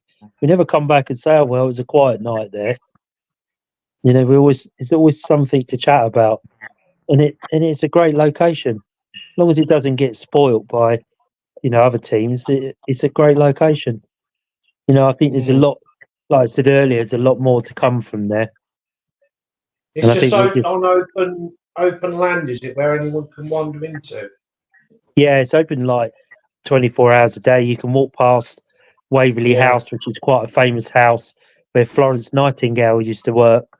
And you walk down by like a little bit of a lake and it onto your right and through a stile and across the field and, you know, dodging the pats as you go along. But once you get in there, it's like when you walk through the doorway, it's like you go somewhere different, isn't it? You know, it seems to start from there, isn't it? And it could be that we did 3 or 4 locations that day, all within the sort of area, and then end up back there in the evening. Yeah. Wow. And Paula said it's a great place, especially the fireplace area. And Yeah. Yes. That's where I caught that Yeah. shadow figure across the fireplace, wasn't it? And that fireplace, we did wonder whether that was a portal, you know, because it always happens in that area, doesn't it? I think also when people sort of like go there, I know when Darren met the White Witch there, I think she was doing a little bit of like ranting when she was there from what I hear. But you know, I think if you go in there and you treat them with respect, and you know, and it's like I hear about these people, oh, you know, I did a Ouija board at home, blah blah blah, and you're like, why? Oh, I just like Yeah. I've asked for anyone to come in. You know, I'm sure. I think we got like a couple of ghosts in this house. Well, yeah, you will have now. I don't think Yeah. people. I think they underestimate the tool that it is. I do think that people really underestimate it, and you know they do it in their own homes. You know, I've got 4 or 5 boards. I don't know. I've got quite a few boards. I do keep in my house, but I've never done a board in my house, and I don't It's think a I'd want a form of board in my house. communication, isn't it? Yeah. You know, if you don't open it and you don't close it correctly, then you know you've opened that line of communication that anything can come in. And You that's know? exactly what they do. They say, "Oh, you know, is anybody there?" Yeah. You know, Yeah. they're not saying, "Oh, you know, explain that. Oh, I think we've got a ghost in this house." You know, if you know, it's just the way they go about it. Is there anybody there?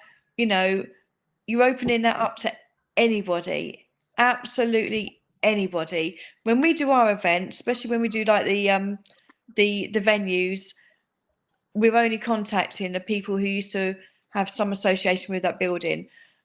So, you know, did they work there? Did they live there? We're not going to contact anybody. We open it up, we close it at the end. It's worked that way with me for past 15 years. Never had a problem with it. All's been good. We did do a funny one a few months ago where I can't go into too much detail, but this guy came and he said, "This is my name. Are any of my family here?" And we're like, "No, that's not quite how it works." Yeah. But yeah, that was quite a hard one. But Yeah. you know, it's It can, So it can be. how would you close it down then? What's your procedure for closing down your the board after?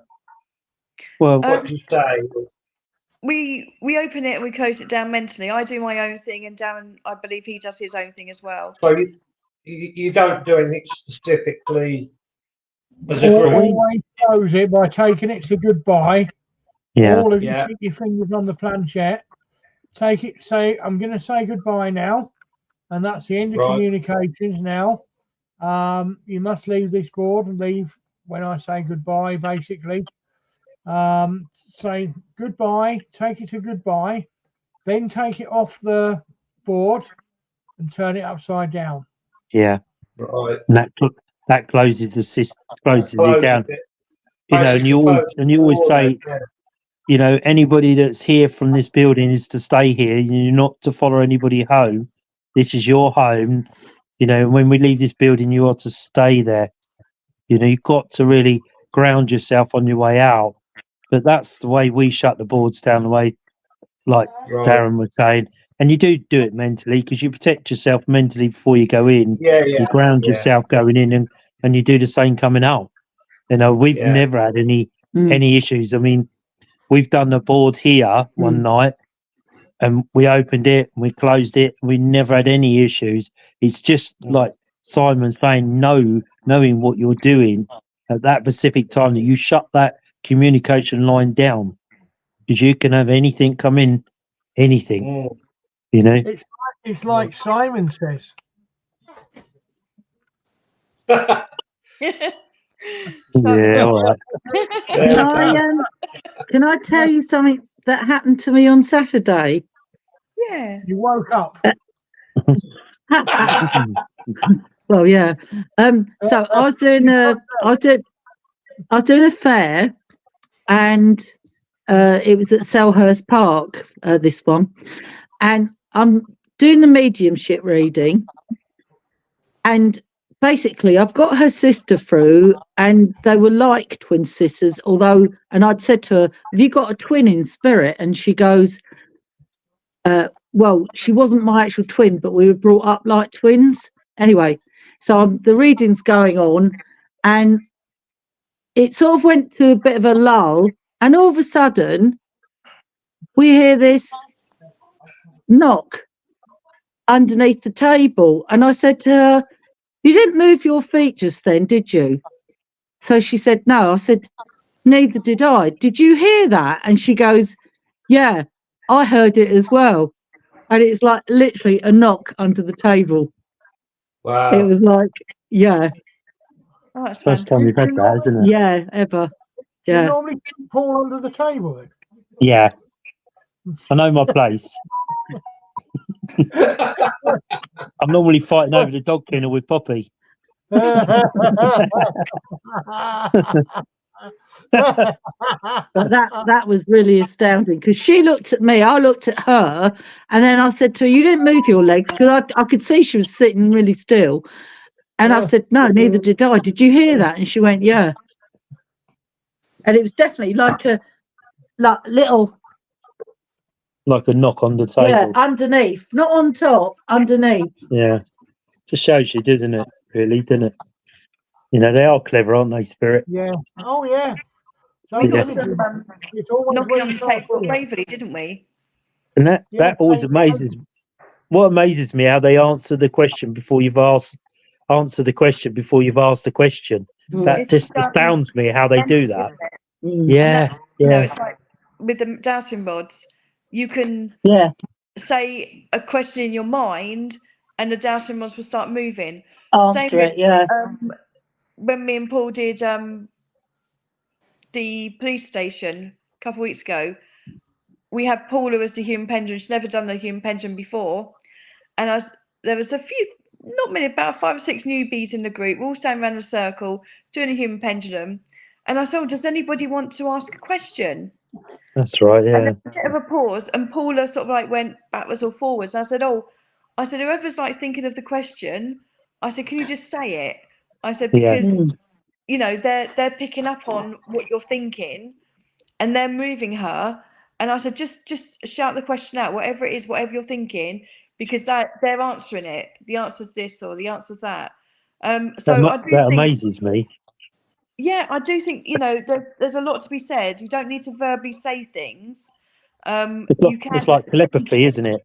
It's like they're reading your mind. Yeah. You know, they're answering before you've actually asked the question, and you think, Yeah. how can they do that? Oh, that's how spirit works. Yeah, It's all telepathic link, yeah. right? It's very Yeah, clever. And like Simon was saying in the circle, she was answering the question before, and nobody would ask the question. So you knew someone was dying to ask the question. And like Simon was saying, "Come on, someone say a question." But she was going back and forward. So somebody was thinking of a question. As hard as Simon tried to get someone to say, they wouldn't, would they? But Spirit was answering it.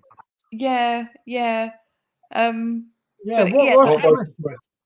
Emma, what was the question? But that's what we don't know. The person that was thinking the question didn't actually say the question, but Spirit was answering it. You know, in your head, you think, "Oh, I'd love to say, ask this." Because I said to him, I was you know, there's no stupid questions, or there's, you know, nobody's going to laugh at whatever you ask. Don't be worried about that type of thing. But you just knew someone was so desperate to say a question because Spirit was answering it. But what the question was, we don't know. As much as Simon tried to coax people to do it, wasn't it? And they just, whoever it was, just would not give the question. I don't know why. I said, Or just whether, shout it out, just shout it out. But yeah, I don't know. I don't know, unless they'd moved on to other questions. I don't know. But yeah, it's just. but that was interesting, wasn't it? Very interesting. And that's how we sort of like mentally open the event and then mentally close it down at the end. And we got, I do it, Darren does it. When we open the event, we protect everybody. We're only asking for people to come through that are associated with the building. We've never had any problems I've been doing it for 15, 20 years. So as long as it's a habit, it becomes a habit how you ground yourself going in and ground everybody coming out. And we've never had any issues. Where you think suddenly you may have an attachment or something's not quite right, or we've never had that because we've always done it the correct way. If you open a spirit board, Ouija board, whatever, and then something happens and you scream and run off, 9 times out of 10 you're not going to go back to that board and shut it anyway because you're too scared, and that's it. You've left it open. It's there. Someone's got to go back, open that board up and close it if you can get them out again. So it's not a piece of paranormal equipment to be taken lightly with, is it? No. Like I told you when I first came on the show, that's what kicked it all off with my mother, really.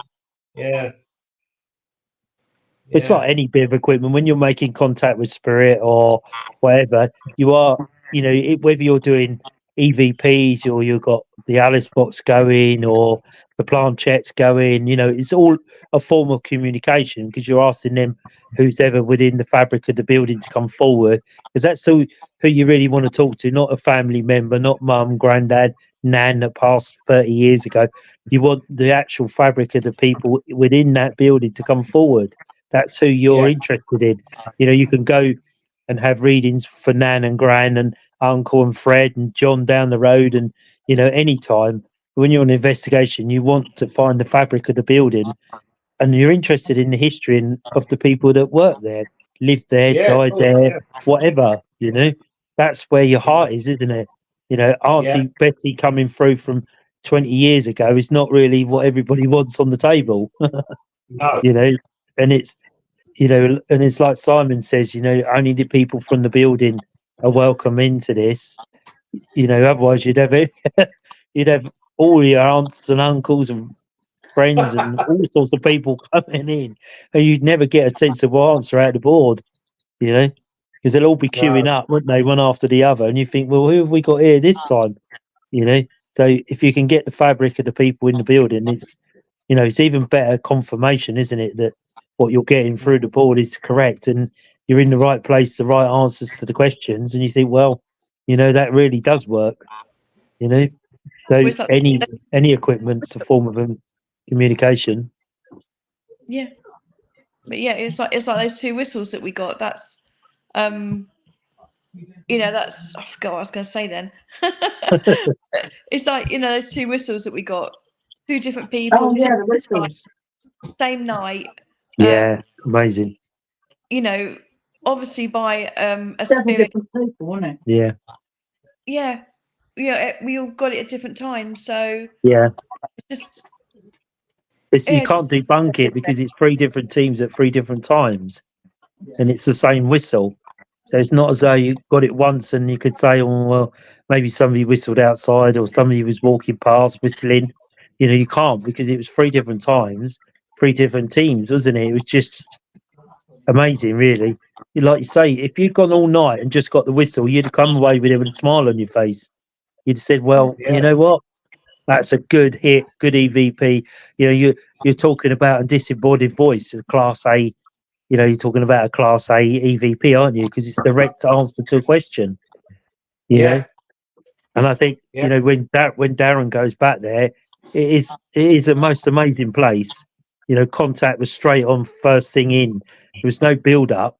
Whether it's because we started a bit later, I don't know. but it was just like straight on contact. You know, you're not got that lull of an hour on a bit trying to get spirit to liven up, wake up, do their bit, and you know you're trying to do your bit because it was later. Maybe it was different, you know. But it was, I know, you know, fine.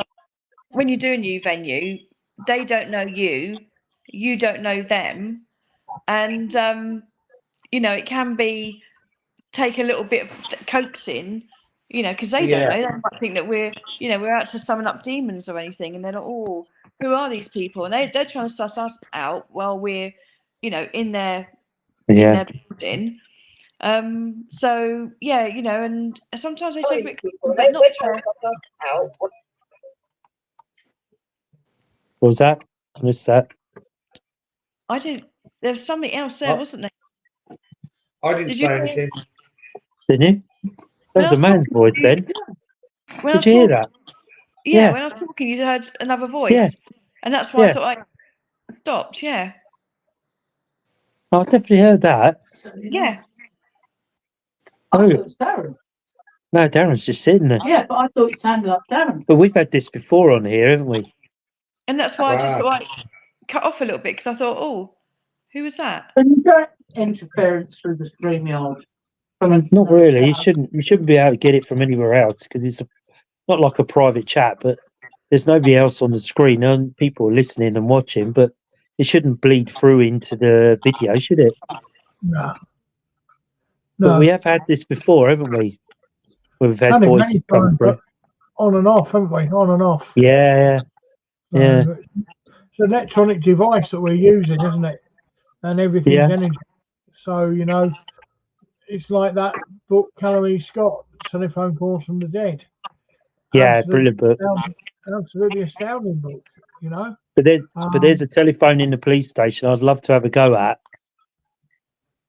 You know, because if you lift the handset up, it actually tells you a bit of the history of the museum. And I think it might have been, was it Ryan, Simon, that thought he'd heard the phone being lifted? Yes. So that would be really interesting to see if you could get that to go, you know. Can you lift the handset? Can you make a noise? And, you know, all that sort of stuff. So it'd be good. Oh, night, Paula. Yeah, the night, boss Paula. is really driving you hard, Paula. I know what he's like. He's terrible. Night, Paula. Thanks for joining us. Much appreciated. Thank you. I won't be long before I'm off either, really. No, I'm losing my battery a bit now. I'm just about to end the live now anyway, guys. We've been on almost a couple of hours. We were a little bit late starting tonight. But anybody else got anything they want to say before? I'll just tell you about Rendlesham quickly. Oh, yeah. Yeah, go on. Yeah. Yeah, I didn't tell you about Rendlesham. Well, the day we went over there, it was a lovely sunny day. We didn't have a lot of anything unusual happen, except temperature changes we did the UFO trail. We went around the UFO trail because my wife's in a mobility scooter, which went round it quite well, about 3 miles or so. What we did notice was the thickness of the forest, you know, off the trail. And the contrast, there's silver birch trees, which are quite obviously silver, for, I don't know, 10 meters, and then it's just black. Yeah. Isn't it? It's just black. Yeah. Karen thought she heard a knocking, but it was quite windy, and the trees are so close together, so it could have been a branch knocking.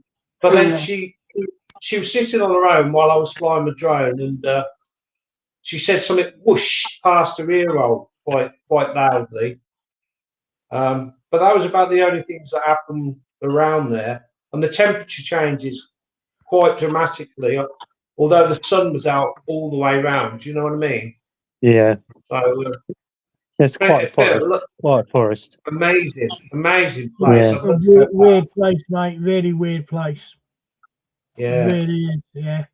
It's But did you go to the spots I sent you the message about? We found the you know where the the statue, the monument of the spaceship is. Yeah. And I did my best to try and find it, but I think it's all overgrown now. You can still The walk there. original one. Yeah. Because in the book I've got, there's a map in there as well, showing you where the original site was, which was true to what you said. But yeah, I think it's just with these fast-growing pine trees. I think it's just grown. Well, after the landing, they felled all the trees straight away. Yeah. So you couldn't. And then they poo-pooed it and said it was Orford Ness Lighthouse. Yeah, I know. Yeah. Trained RAF pilots wouldn't know the difference between a jet, a UFO, and a lighthouse. Yeah, I know. Do they How think patronising? Do they think we're silly? Yeah, exactly. Yeah, I know. It's but no. Glad you enjoyed it, mate. And you never know, we might meet up there sometime. I'd love to go back. Yeah. So would I, mate. So would I. So, yeah. There's one. Well, yeah, the Tic Tac video is quite a famous one, isn't it? Yeah. Yeah. That's quite a famous sighting, isn't it? UFOs is another dimension, isn't it? Another hour or so talking, I mean, we haven't got time tonight, but maybe next week we can do a bit of, I mean, we could all do our part really and do a bit of research on UFO sightings this side of 2020 or something. They've been plentiful. Yeah. And then you've got the Men in Black. That's mind-blowing. Watching another program yesterday with the Men in Black, and just turning up. They look identical. They wear all black three-piece suits, white tie, briefcase each, and you think it's too consistent. There are actual videos that have caught these people as well, by accident. And you can see they look exactly the same. Are they government agents or are they extraterrestrials? Who knows? And would you want to find out? No. Not sure about that. Anyway, I'm going to end the live now. Thanks everybody for joining us. Thanks for bearing with us, being a little bit late. We do this every week, so if you've got any questions for whatever, either leave them in the comments, or come on the show and ask us next week. Thank you for each and every view. Thanks, Mark. Thanks for supporting the channel. Thanks, Mark. I really do mean this from the bottom of my heart and everybody else's. It really means a lot to us. Please share it with your like-minded friends. If you've got a story you want to come on the show, just let us know, and you're more than welcome. We'd love to hear your story. But until this time next week, be safe all week, guys. Have a great, fantastic week, and hope to see you same time, same place next week. Have a safe week.